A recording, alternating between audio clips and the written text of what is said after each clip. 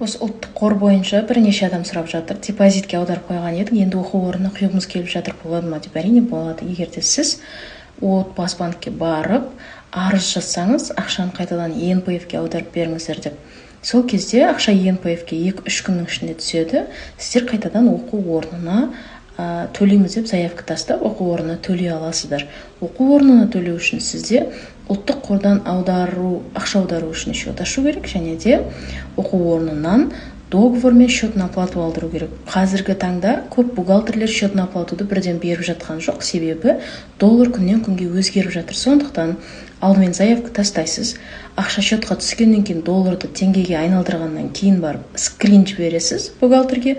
Бухгалтер ровно сол суммаға счет на оплату жасап береді. Себебі егер бухгалтер мысалға қазір мен 51.300 аудардым, 50 мыңға жіберетін болса, отказ болады да ақша аударылмай қалады.